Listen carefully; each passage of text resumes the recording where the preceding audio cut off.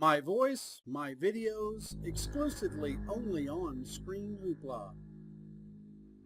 According to this report, it's official. Top Trump official confirms to the American people the existence of a deep state coup to overthrow President Trump of the United States. In yet another example that 2018 has become the year when Orwell's 1984 stopped being fiction, and coming just days after legendary former top FBI official James Kallstrom warned that the FBI was now a criminal fifth column running an illegal conspiracy to topple President Trump. A stunning new report states that just hours ago, Katrina Pearson, President Trump's top advisor for his 2020 re-election campaign, appeared before the American people on Fox News television program The Next Revolution with Steve Hilton, wherein she solemnly confirmed the existence of a plot to overthrow the President of the United States in what she called a silent coup being led by the deep state. According to the report by Katrina Pearson, the deep state refers to the American shadow government that went to war against President Trump upon his being elected, that is led by an equally shadowy cast of characters calling themselves the Resistance,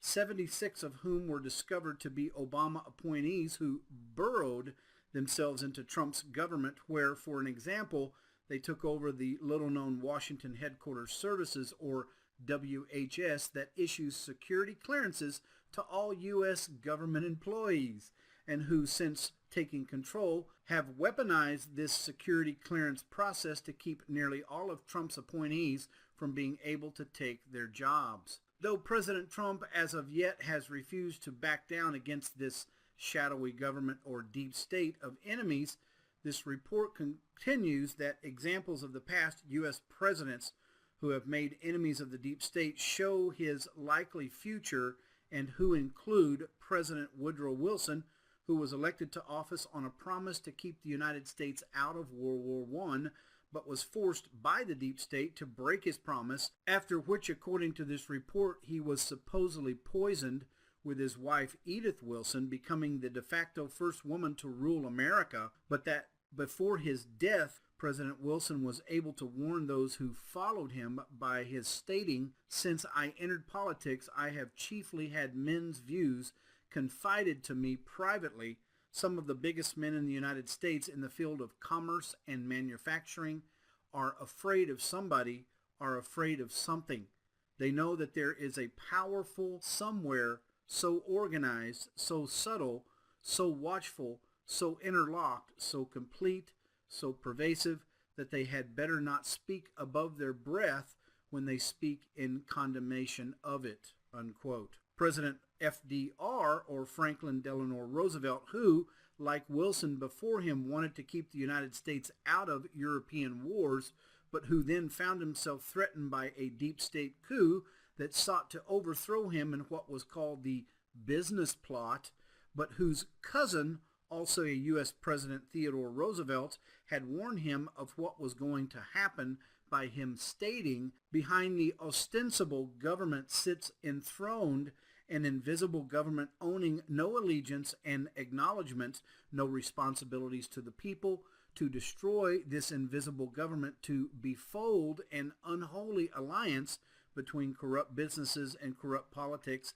is the first task of the statesman of today," unquote. President John F. Kennedy, who took up the challenge of Theodore Roosevelt to destroy this invisible government, and upon his taking office warned the American people about a monolithic and ruthless conspiracy that rules the world, but whom the deep state assassinated in full public view as an example to anyone else thinking of coming against them. President Richard Nixon, who, aside from ending the Vietnam War, struck right at the heart of the deep state's corporate power by creating the Environmental Protection Agency, or EPA, and forcing through the U.S. Congress the Clean Water Act, both designed to hold corporations responsible for poisoning the air and water of America, but whom the full power and might of the deep state then fell upon, ultimately forcing him to resign from office President Ronald Reagan, whom, like President Trump, has vowed to do, took office vowing to the American people that he would destroy the deep state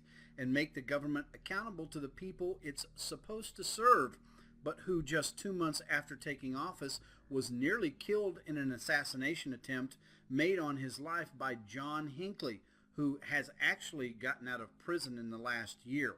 who was the son of one of Vice President George H.W. Bush's closest business partners, with it further to be remembered about Bush that his father, Prescott Bush, helped Hitler rise to power and was involved in a business plot to overthrow President Roosevelt, and George H.W. Bush himself being further implicated in the assassination of President Kennedy. And it goes to figure, ladies and gentlemen, George H.W. Bush Sr. was the vice president for Ronald Reagan at the time. So if Ronald Reagan were to have been actually killed in that assassination attempt, then Bush would have become president at that point. He who has the most to gain